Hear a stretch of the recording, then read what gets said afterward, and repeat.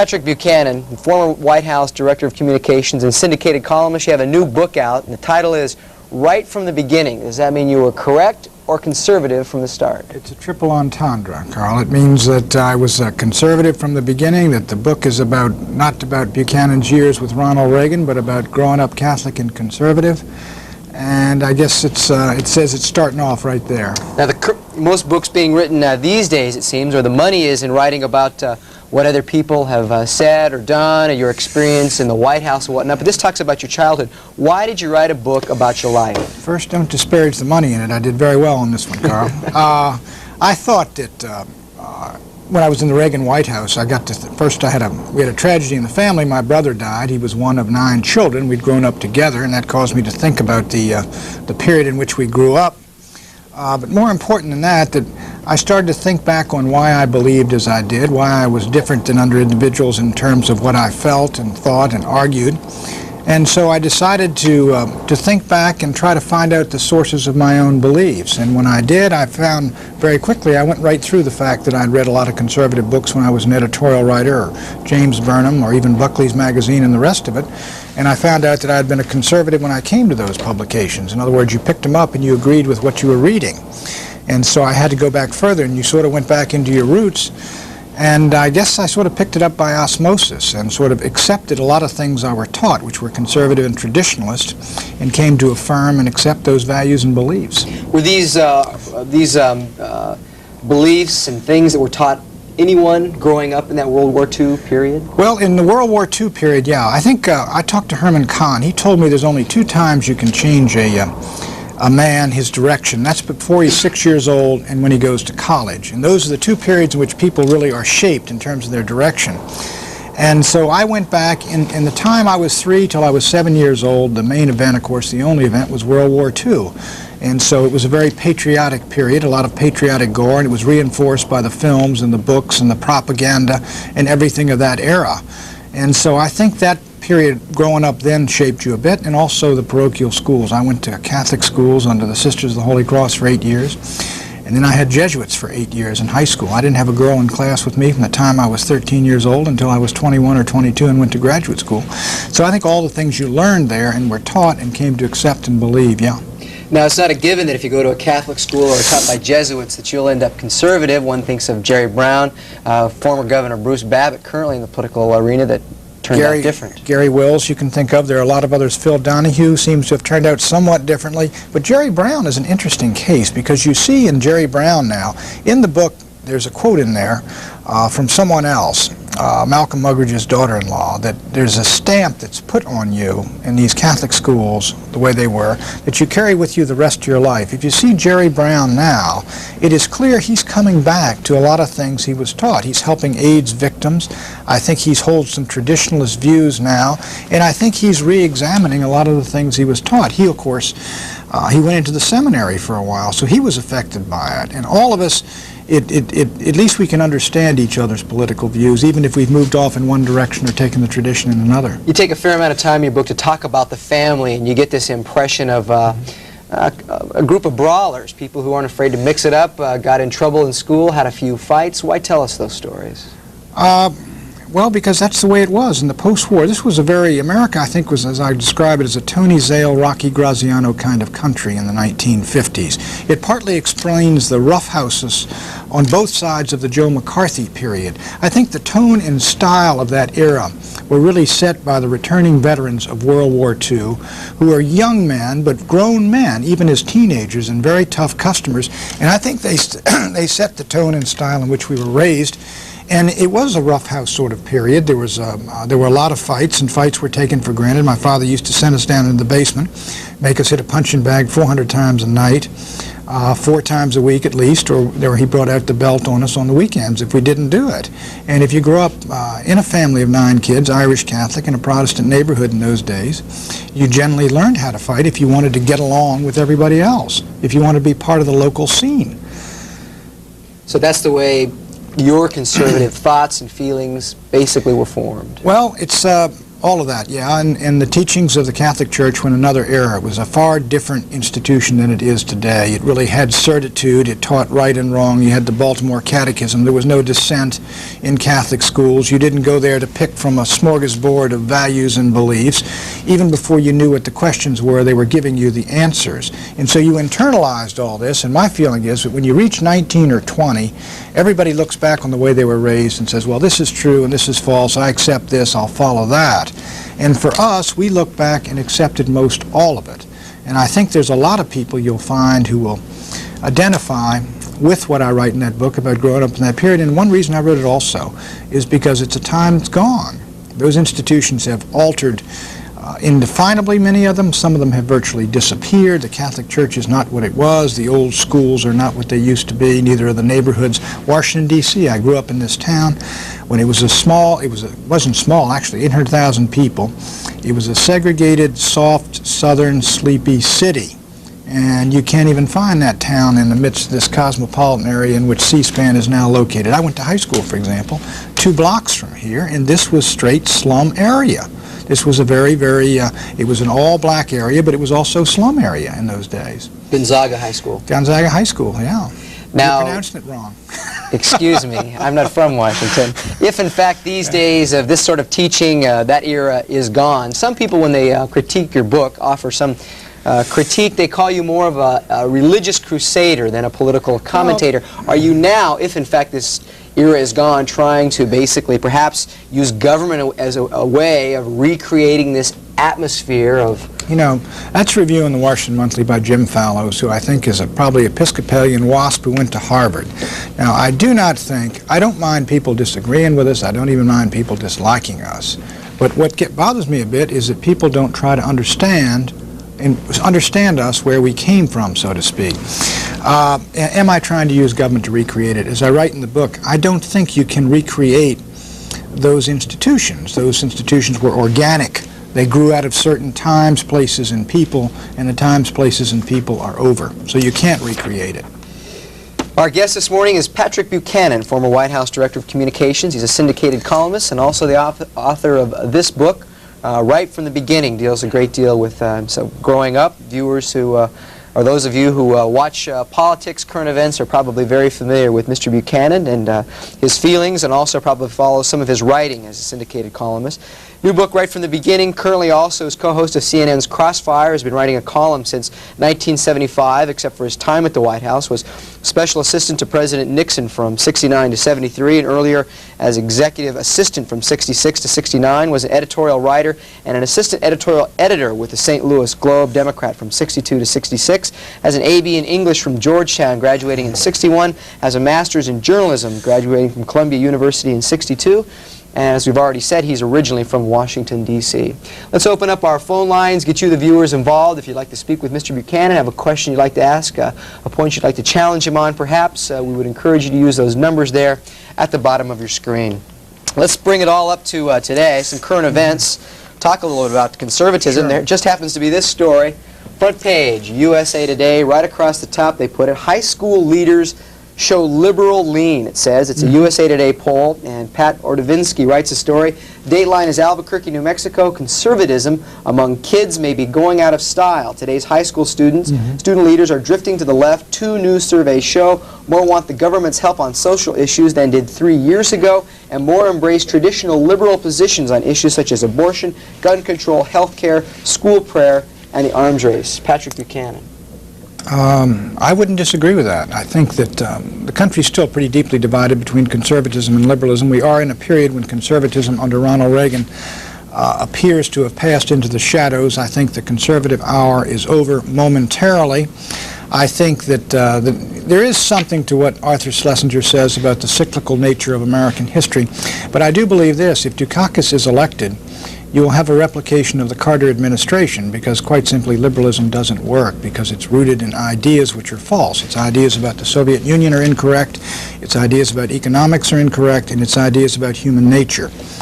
We saw them in the Great Society, the great bursting of liberal thought, which we took enormous amounts of resources and transferred them into the inner city, into the poor, in the belief that government could create strong families, for example.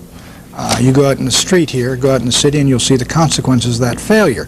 Now, people will repeat the same error generation after generation, and I think that's true, and I think liberalism is somewhat in the ascendancy, but once it's tried again, you will get the same thing as happened the last time.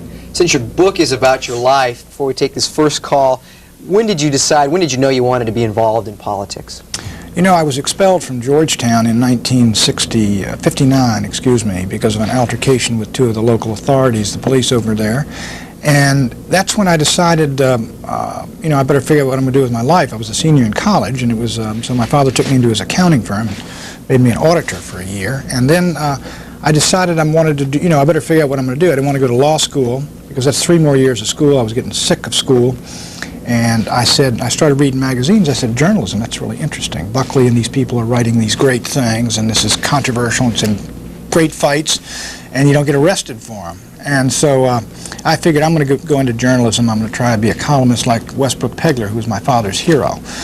And so I said, I don't know if I can even write. I couldn't type, but I said the best place to find out is the Columbia School of Journalism. So I had excellent grades. They let me back into school. I got 4.0, and I got a scholarship to the Graduate School of Journalism. So I wanted to go into journalism.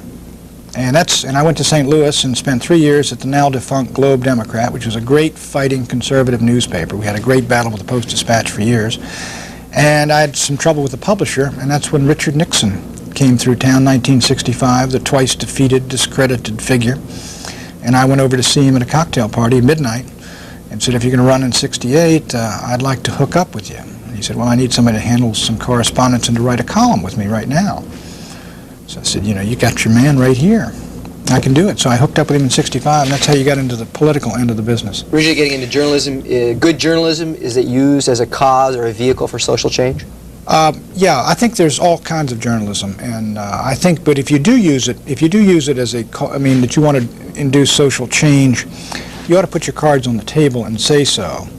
What bothers me, for example, about the Washington Post, which you folks discuss here regularly, is that the best editorials are on the front page, not the editorial page, and I think there ought to be some sort of a differentiation. Those of us who are opinion writers, put us back there in the columns, but don't put us out in front of the White House saying, this is the ABC Evening News with me.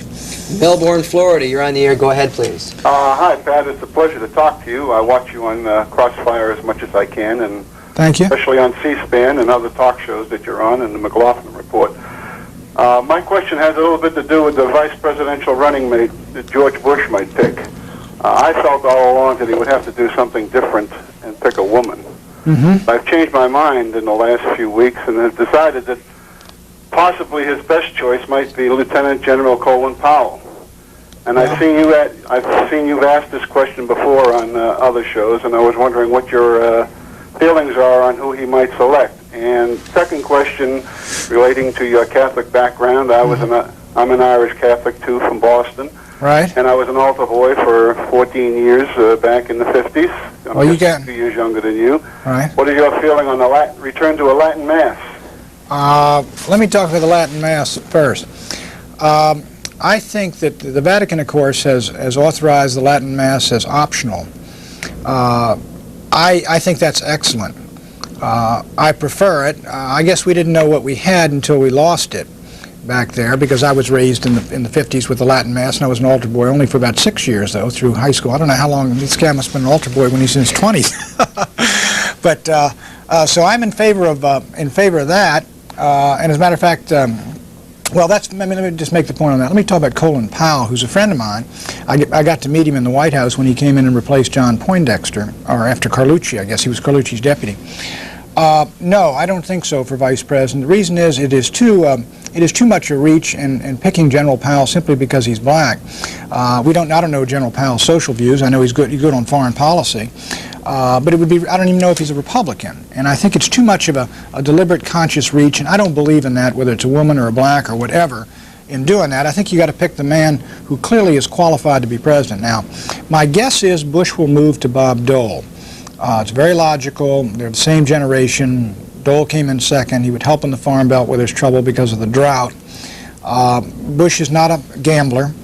The Dole would be a fairly safe choice. He's been shredded, if you will, run through the machine many times. The problem with that, of course, is that Bob's got a reputation for the cutting comment, as George Bush found out in New Hampshire. My own feeling is that that's the way he'll go, but I hope he would keep it open to Kemp and some other conservative, because the conservatives are really are sitting on their hands right now, and they need to be energized. And what Bush's problem is Reagan and Democrats, caller.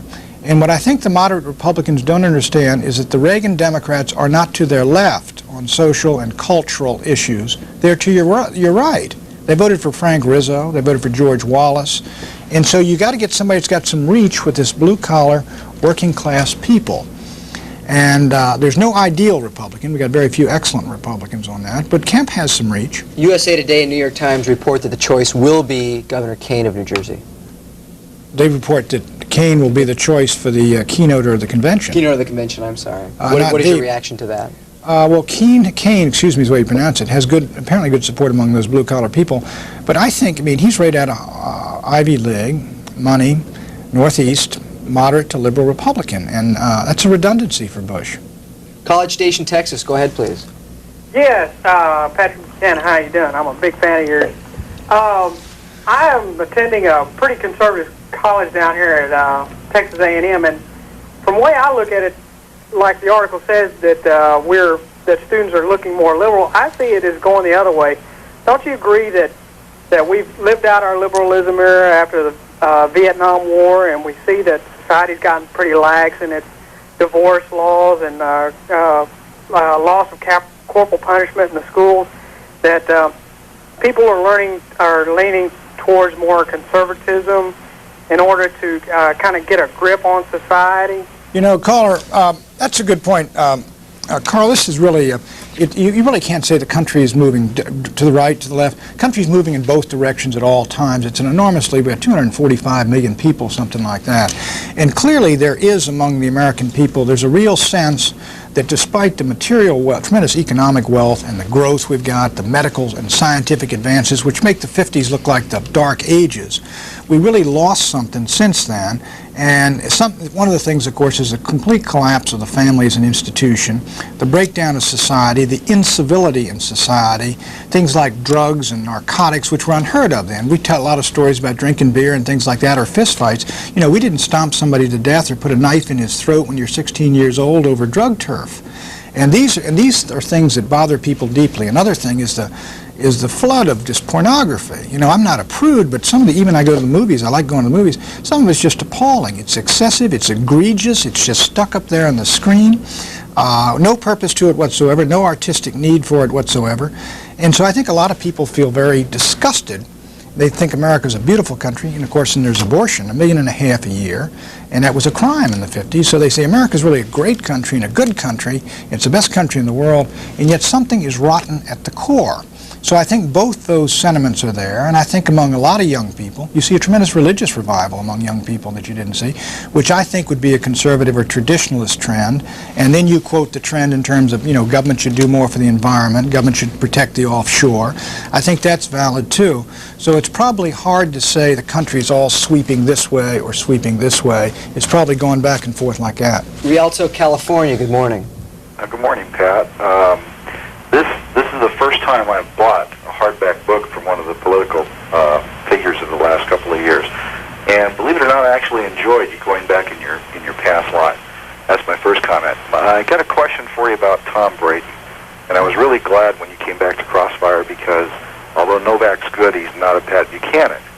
Tom, over the past 3 shows, looks like he's kind of going, I don't know, is he going through liberal senility or something? He's just not making the arguments he has over the past couple of weeks. Is there something wrong in the family, or what's his problem? I don't think so. Let me tell you, last night's show was a tough show. We did the show on the Teamsters, Carl, should you take over the Teamsters Union? And both, you know, Braden is very anti-Teamsters. He was knocking them, but then he's also pro-labor. And the idea of the government coming in and taking over a union because it doesn't like the way it selects its leaders, when Lane Kirkland, who's a good friend of his, caller, is selected in a somewhat similar fashion by the little group at the AFL-CIO, he was very ambivalent on it. And I think the problem was on some of these shows that Braden was very ambivalent on him. We did one on the gender gap night before last, and Braden came to me before the show and said, look, you know, it was a big myth. They told us it was a gender gap in '84, and Dutch rolled in with 20 points, and he wins women by 8 points. And if you exclude minorities, where Dutch was doing very badly, the president, excuse me, we won women in a landslide. So he said, well, maybe we're just arguing about something that we always talk about that doesn't come true. So I don't think so. He's just gone on vacation. He's a little tired. We got to go about 3 rounds every single night. That's hard to do for both of us. Incidentally, I think Novak did an excellent job in those 2 years. George Will called me the pit bull of the American right, but I really am a Cocker Spaniel compared to that fellow. Is that more theater than real discussion of serious political issues? No, it's, you know, Carl, it's a good question. Obviously there is some entertainment value in an argument. There's some histrionics. But my feeling about the Crossfire is, given that setup for the show, you can get a lot of genuine, honest reaction that you will not get if you sit down there and do the old style meet the press, so-and-so, tell us what you think, and he just rolls it out. And if you get an argument and we get people going, you'll sometimes get some honest comment. You do get a little bit too much talking over on my part, other part, and sometimes the argument can get out of control when it gets heated. But it's genuine, and there's nothing wrong with television being entertaining and a little bit of theater involved in it, and maybe even a little bit of humor. Illinois, go ahead, please. Illinois, you're with us. Go ahead. Hello, Pat. This is Fred Horn calling from Galesburg, Illinois. Good to talk to you. Just to let you know, I'm also an Irish Catholic and altar boy from the past, in the 1950s, and I'm also a conservative activist. Well, listen, you read the book and you'll read about your own upbringing, seriously. That's not just for the $19 sale. Well, good. I'm going to buy your book, too, just, because I didn't know whether I would or not, but now I sure will. Okay. And what I wanted to tell you about it, actually, I'm rather sitting on my hands right now because I just cannot get excited about the elections. And I read Wayrich's article, and I've listened to you, and I think you're right dead on strategy. But I don't see that happening right now. So, well, caller, you're like an awful lot. This caller was raised, if he was raised Roman Catholic, he's probably like all of us. He's an ex-Democrat. He comes from a family of ex-Democrats. And it's true that by his agenda, by the vision he's proposing, if any, and by campaign style and tactics, the Vice President hasn't energized the Reagan Democrats or the grassroots conservative Republicans. And since we're a smaller party still, unless you do that, unless you turn this into a conservative versus liberal contest rather than Republican versus Democrat, you could lose this election. New Hampshire, go ahead, please. Yes, we're sort of waiting up here to find out all the stories that we hear about our friend from Massachusetts. None of the information seems to have yet hit the Bush campaign relative to exposing him for really for the damage he's done to that state and the great exodus that is befallen the state of Massachusetts and unfortunately driven everybody north into New Hampshire. And that has to do with the taxes, the bureaucracy, and the entire craziness of some of their laws down there. And we're wondering when the Republicans are going to start really opening up both barrels. Are they waiting for the Democratic convention to finish or the Republicans convention to finish when it might just be too late? Shouldn't we be starting now? I think you're exactly right, caller. I think the, quote, surrogates of the Republican Party should be doing that job. You're getting some of it in the press. The press does move sort of in waves. We had a long wave of the Massachusetts miracle, how things are gone. Then we suddenly had the budget crisis, and now we're seeing some of these reports about the loss of manufacturing jobs in Massachusetts, the low potential for growth, the increase in taxes up there. But the Republicans have not made the case against Dukakis. One of the reasons, I think, is, Carl, as a real news story, Dukakis versus Jackson was a legitimate, good news story all the way through the California primary, which ended in June, where Dukakis was perceived as fending off this challenge from the radical left, making him look very much like a moderate or a centrist. If the Republicans let him get away with portraying himself as a moderate or centrist Democrats, again, they jeopardize their chances. This is someone who calls himself a card-carrying ACLU liberal, ADA liberal. He's bought onto the whole agenda. And the manifestations are up there in Massachusetts. But if the GOP doesn't know how to do the job, then again, they're going to be in deep trouble. They need some more attack dogs out there. North Bothell, Washington. Hi. I'm so excited to talk to Pat. I'm one of your followers. I'm a Roman Catholic from way back, and I went to Catholic schools all my life, and I'm really disappointed in the Catholic religion right now. I live up near Seattle with Bishop Hunthausen. I came from the town that he was born in Montana originally. He advocates all these extreme liberal theology ideas, and I just wonder what you think about the church. I'm thinking about, I don't know, dropping out or doing something because I'm not happy with it, and I'm really disappointed. Well, let me suggest it. First off, I think the Pope is not only one of the great men of modern time, but he certainly is one of the great popes, John Paul II. And I think he's moving slowly, ma'am, to, if you will, Reaganize the College of Cardinals. We've got a number of selections and make it much more traditionalist and orthodox. But my advice to you would be, there's a lot of people out there who agree with your views. Many of them subscribe to publications like The Wanderer, Crisis, Fidelity, Catholic Eye, other magazines, newsletters, publications, which really make the case for orthodoxy and really take individuals like Bishop Hunthausen to task as they ought to be taken to task. And I think you ought to read those publications, stay inside. I think things maybe are changing a bit for the better. We do have a great Pope. Virginia Beach, Virginia. Go ahead, please. Good morning, gentlemen. Hi. Pat, I am very much in favor of the idea that you and I came from a similar family arrangement whereby we argued. One argued for his belief or the best way he thought he could beat somebody else, and I think you are just like that. I mean, you will dive in there in the pit bull type of thing and just argue about the type of little thing that you think will knife into your enemy.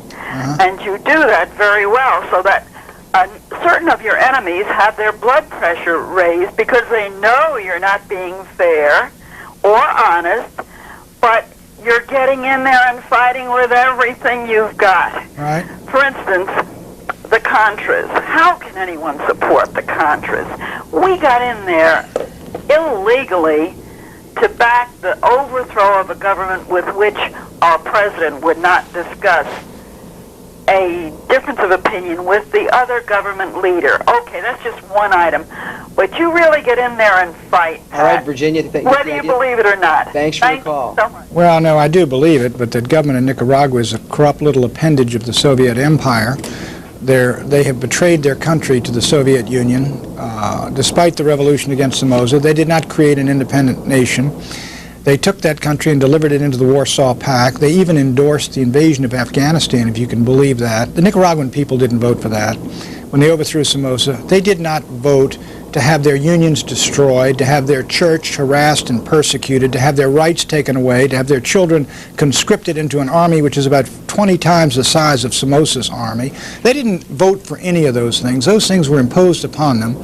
And the Contras who are fighting in the hills, whatever you think of U.S. support for them, are peasants who aren't fighting for money. They're not mercenaries. They're fighting because their land and their country's been taken over by a corrupt, brutalitarian regime which was never elected and which they never wanted, and they've got a perfect right to overthrow that government, and it is in the vital national interest of the United States to support them with everything. And one of the most appalling performances I've seen lately is this wretched Congress of the United States talking about sending them Band-Aids and boots and things like that when these people are at war, and their war is at least as legitimate as was our war to overthrow George III, because George III never did to us what the Sandinistas have done to them. Our guest this morning, Patrick Buchanan, former White House Director of Communications and a syndicated columnist, author of a new book, Right from the Beginning. Next call, North Little Rock, Arkansas. Good morning. Go ahead, please. Yes, Mr. Buchanan, I've always been a big fan of yours. I think free world may have a chance as long as you're out there speaking. I had a question. You got to remember, I should tell that last caller, pit bulls have a very short life. They usually get torn up rather badly. Responsibility, isn't it? Arkansas, go ahead. Go ahead. Yeah, my question was kind of like that. I wanted to talk about, the purging of the quote-unquote ideologues in the Reagan administration, like yourself.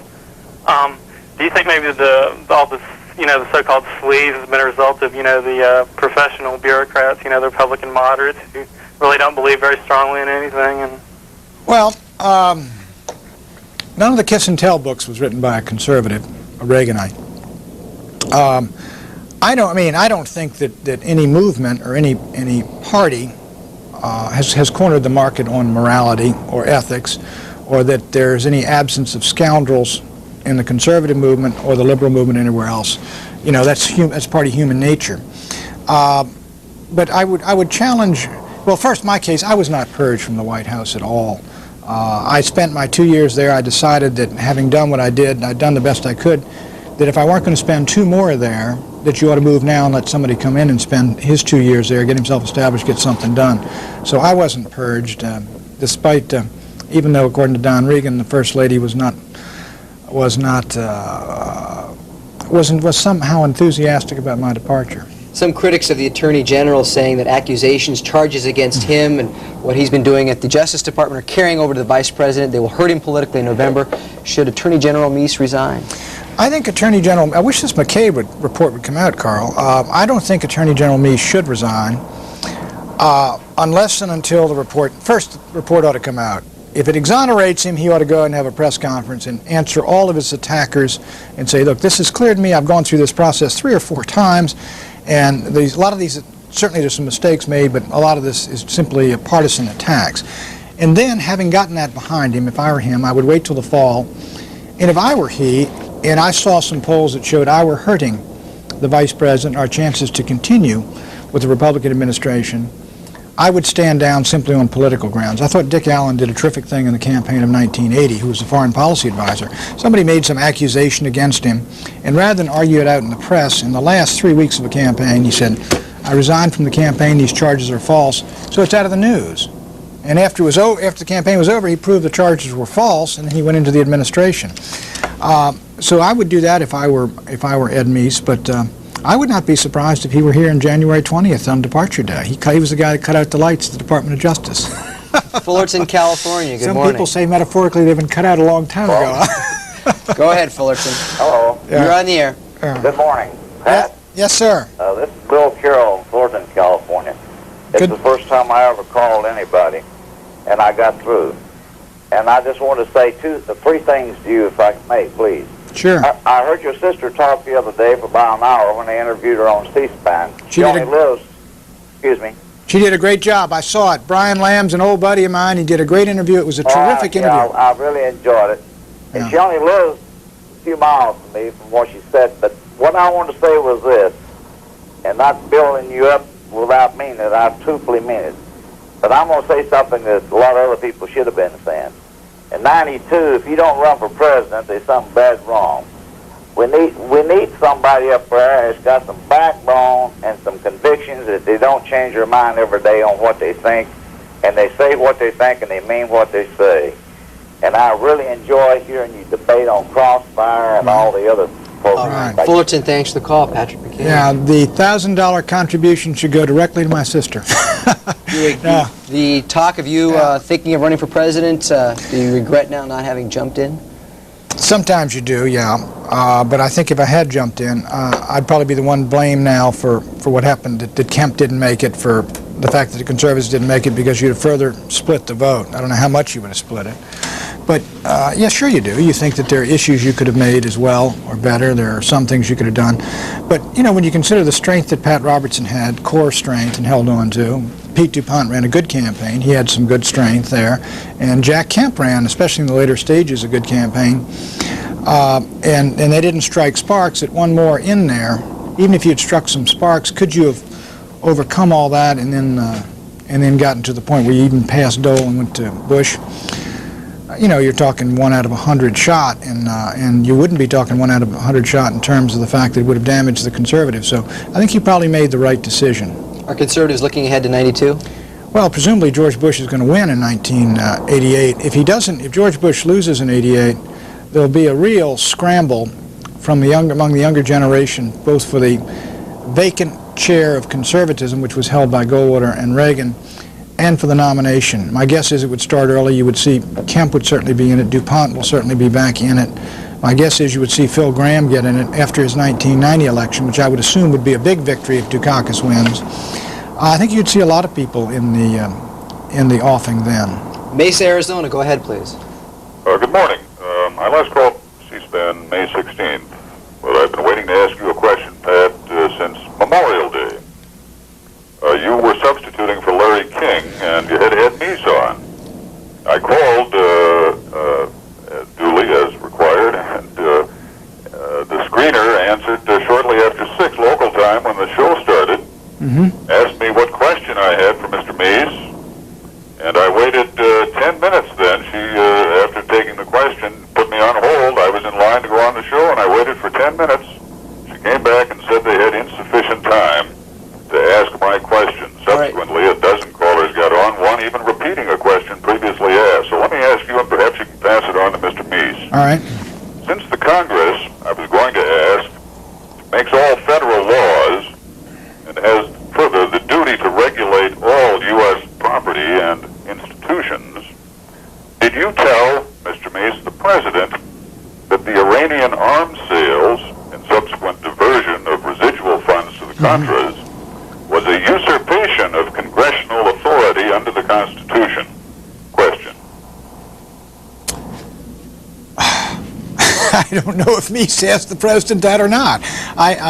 Caller, I can't tell you. I don't know your... it sounds like your construction of the Constitution is correct, but the President said this. A, he authorized the sale of weapons to Iran. He himself did. Secondly, I've heard the President say, and this was after I left the White House, that we were paid the full amount for the weapons. In effect, the President was saying, speaking for the government, I don't believe we were owed the excess profits. If the individuals who are the middlemen got excess profits on them, that's not our money. The President's in effect saying, and this will be used at the trial, I'm sure, that if the money belonged to the so-called enterprise, he doesn't have any quarrel with that. Matter of fact, my guess is that'll come up in General Secord's defense. Charleston, West Virginia, go ahead, please. If General Secord goes on trial, which I'm not sure of. Go ahead, West Virginia. Okay. Listen, I want to say first, I'm very thankful for C-SPAN. I think it's one of the better programs on it. Mr. Buchanan, I'm one of your great fans. Thank you. I'm a Protestant Republican, probably the Robinson wing of the party, and one of the things that worries me is that there's nothing been done to heal that breach that's happened. In fact, it seems to me that it's been more to hurt it than to help it, and I wonder if there's anything can be done to do that. And secondly, we need... I'd like to see you run for president. I think it's a great thing. West Virginia, thanks for the call. Thank you. You got a lot of fans out there. Is this a conservative network or what, Carl? I don't believe so. Fair network. A lot of friendly folks out there. Well, thanks for the compliment, caller. On the Pat Robertson thing, I agree with you. I believe that the Pat Robertson's people have tremendous energy. They got dedication. They have belief. And on almost every issue, I agree with them. I think that the overlooked issues in American politics are the things we talked about earlier, Carl. The idea that even though we're a very wealthy, enormously wealthy, prosperous society, that some of the core problems of this country are unaddressed. Now, some of them, to me, are probably beyond the realm of political solution in a democratic society. You know, as I wrote in the book, that you got 1.5 million abortions in the country. That was allowed to happen by the Supreme Court, by government. But these abortion mills are little private enterprises. And the women going in there and the men telling them or encouraging them to go in there, they're making individual decisions. Government isn't doing that. That's individual people doing that. And how do you alter a mindset, change the mind of people who are making those kinds of decisions by the thousands every single day? I don't think you can do it by government mandate. I think it's there's a failure on some of the more fundamental institutions in society, a collapse of them, the family and the church, traditional religion, and the others. And that's not something anybody can get a control of a strong government, even a conservative president, say we're going to rebuild the family. Johnson tried to do it with idiotic neo-Marxist economics. Let's shoot some money in that direction, it's all that's needed. And that was a horrible failure. And I don't think a conservative government can even do that. I think one of the things the president should do, of course, is the bully pulpit. And I think you can change laws. You can stop funding here. You can change that Supreme Court, which is a renegade court in my judgment. It's been running roughshod over the beliefs of the American people. But when you get down to those fundamental decisions, that's something that government really can't stop. It can outlaw, as it did, abortions. But when 1.5 million people are having them for the sake of convenience, or because of embarrassment or something like that, and they're doing it willy-nilly, something's wrong. The caller asked the question, can anything be done to bring back together the Robertson supporters and the rest of the GOP, and does that split still exist? It does, and probably the caller's probably right. That's the lingering split. I think Kemp is reconciled, the conservatives are reconciled, but many of the Robertson people, as I say, they're new, they're energetic, and so you have some natural collisions in the party.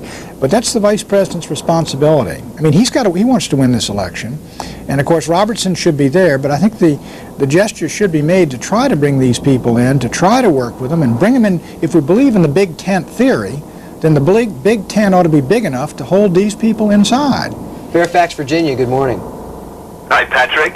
Hi. My name's Tom Consolving. I wrote a letter to the Washington Times some time ago. I don't agree with you. The Republican Party no longer represents us. I'm fed up with it. I'm fed up with these decadent Episcopalians wandering around. It's time that we start a new movement. This is like the late 1850s. The Republican Party was born. We need a new party in this country. And I want a considered response from you. Are you willing to lead a basic, fundamental movement in this country to try to get us going the right direction? Virginia, thanks for the call. Well, it could be, I wonder if it's related to Lester Consolving, the Episcopalian, I guess Episcopalian priest, Anglican priest, I think, yeah.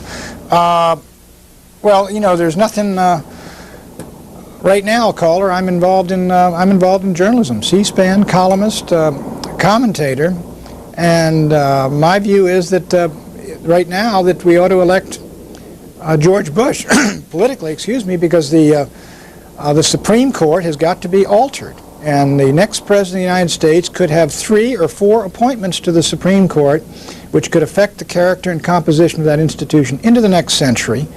And that's the immediate objective. And for anybody now, at this point, to lead some kind of movement, which would be against Bush in the fall or against the Republicans, would result in the election of Dukakis, and I don't see how that would benefit anything or anybody.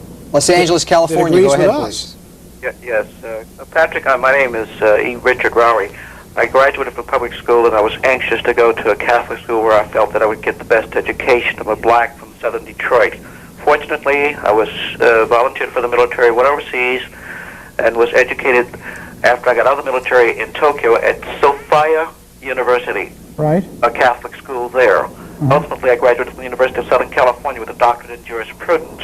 I've heard you comment, sir, on Jesse Jackson. What Jesse Jackson is concerned with is what is wrong with this country. I disagree with all of your views, you and Tom Brayton, about Jackson's approach. He's another American. He deserves the chance, Pat.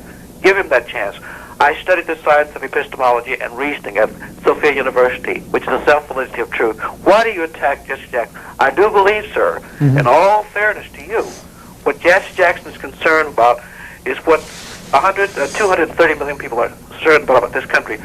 The billions of dollars spent on revenue, the millions of jobs leaving this country, the drugs coming in and jobs going out. That's what Jesse Jackson is concerned about. Why do you attack Jesse Jackson? Well, California, thanks for the caller. It's, you know, I reject the argument completely. Jesse Jackson is on the left wing of the Democratic Party, the far left. That's why he's not going to be picked for vice president by Dukakis even, because he would drag down the Democratic ticket, and I'm part of the conservative wing of the Republican Party. So Jesse and I, who used to agree, incidentally, on the right-to-life issue, Jesse was a very strong right-to-lifer. He dumped that to appeal to the left wing of the party. He and I disagree on just about everything. We disagree on what side we ought to be on in Nicaragua. We disagree on what side we ought to be on in Angola. We disagree on what is the great threat to the United States. He thinks it's a north-south problem. I think it's an east-west problem. And so I disagree firmly with Jackson on virtually every issue, and you know, I think that it's ludicrous to suggest that I ought to really restrain my criticism of him, which I think has been well within the bounds. As a matter of fact, I probably haven't done enough of it. Cleveland, Ohio, good morning. Morning.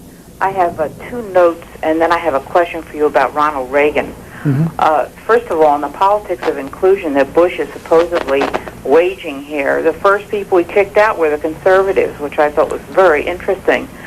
Secondly, on Westbrook Pegler, I saw an old FDR biography movie on PBS, and there was Westbrook Pegler saying that the guy that shot at FDR got the wrong guy, which I thought was really amazing. Your father's big hero. Now, here's my question about Reagan. I'm not a Johnny-come-lately to Reagan. He didn't defend everything Pegler wrote. I mean, Pegler was an outrageous writer. There's no question about it, man. But as a gifted writer, he was, as a journalist, he won 2 Pulitzer Prizes for exposing, one at least, for exposing union corruption. And as a writer, he didn't have a peer. That's not to say I agreed with him everything he said, or my father agreed with everything he said. He was outrageous, but he could really write. Well, I was just throwing that in as a note you might be interested in hearing. Okay. On Ronald Reagan. Got the wrong guy, huh? Go ahead. I'm sorry. I knew about Reagan years ago. I was a fan of his from the early 60s, just like you know. On the bandwagon, one of the happiest days of my life was the day he was elected. And I want to know what happened to him, Pat. Did he trick us all along? Was this some big act he was playing? Or when did his brain turn to jello, or whatever happened to him, that he would go to Moscow and he would initiate putting his arm around Gorby as if this was his first date and say, boy, he's my friend. I mean, Ronald Reagan doesn't have any friends from what I can understand. Cleveland, I'll hold you there. Thanks for your call, Patrick Buchanan. I don't think Ronald Reagan is an inauthentic man. I think he's a very genuine man. But the president is somewhat utopian, I think. He's somewhat romantic in his beliefs, especially about the possibility that we could do away with all nuclear weapons. He genuinely thinks we can do it. He genuinely believes Gorbachev is a different kind of communist. And obviously there is some truth to the fact that Gorbachev is different. I think that the president, in some of his speeches, some of his speeches were brilliant, the ones he delivered over there in Moscow, some of the best of his career, I think. At the same time, I think he made a mistake in putting his arm around Gorbachev. I think he made a mistake in investing so much of his prestige in this man, because one day we're going to wake up and they're going to be rioting in Estonia, or rioting in Armenia, or rioting in Hungary, and we're going to find the big red army coming in, and Gorbachev the one having ordered it, just like Khrushchev did. I think the president is right that something dramatic is taking place inside the Soviet Union. But I do think that the posture that the caller had, which is one of really healthy skepticism and also watchful waiting, and let the internal contradictions of the Soviet Union destroy that rotten system, is the way to go. Caller referred to these so-called Politics of Inclusion, title of Governor Kaine of New Jersey's recent book. The USA Today, New York Times, saying he's going to be the keynote speaker. What does that say about the direction of the Republican Party, Governor Kaine being supposedly the key speaker for their convention coming up in New Orleans?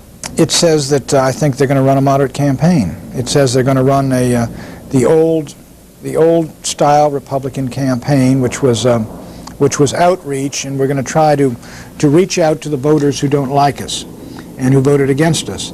That's what it suggests. Maybe it doesn't say that. I think that's a mistake. What George Bush ought to do is say, look, Ronald Reagan won 2 elections with historic landslides. What voters did he get? Those are the voters we can get. We know that because we got them before. Now, for example, Kaine believes he gets 50% of the black vote in New Jersey for governor. Now, you can do that, but at the presidential level, I've been in campaign after campaign where we've made an effort from August to November, put money and everything into it, and we've never been able to raise our vote above 10%. So I would tell Vice President Bush, for heaven's sakes, look at the formula that has worked. Not some abstract formula that we'd like to try, which is very nice, which will get good press, but look at the formula that's worked. And what has worked is if you run a strong conservative versus liberal campaign, and you put Dukakis right where he is ideologically, which is on the left wing of the Democratic Party, and you run a centrist conservative campaign, and you deal with a lot of issues that catch people's emotions, and you heat up this campaign, and really get a blazing issues campaign going, because if it's a personality campaign, there's not a great deal to choose. And so it's got to be made an issues campaign. And if they start to compete with the Democrats on who's going to build more daycare centers, it is all over for the Republicans. Arksdow, Pennsylvania, good morning. Good morning. Hi. I'm a Pat Buchanan fan. I watched Crossfire, and that's about the only time I really enjoyed it is when Pat's on. And I was wondering why Dukakis is leading in the polls over Bush so badly, because the economy is good. This man wants to raise taxes up in his home state and is doing it. And if he comes into the national level, I'm sure he's going to do the same thing, and there goes our economy. Well, I'll tell you why he's I ahead agree now. with Pat when I think he should have Kemp as a conservative. He would be very good. He's young, and the young followers would follow him. What do you think? Well, you know, what as Lincoln said, you can fool all the people some of the time. And according to national surveys that showed Dukakis ahead, I think half of them, the people voting, say Dukakis is more conservative than Bush. The problem is that Dukakis is not known for what he is and what he believes.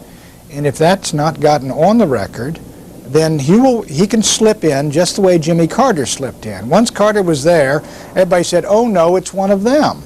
But they didn't know when they put him in there that it was, as somebody said, the guy was Southern fried George McGovern. And what we got is a Massachusetts liberal from the same old school who's to the left of Teddy Kennedy on a lot of issues, and who accepts the entire agenda of the left wing of the Democratic Party, who's trying to write sort of a mushy platform. The reason they want to mush it up is because they don't want people to know what they believe or what they're going to do.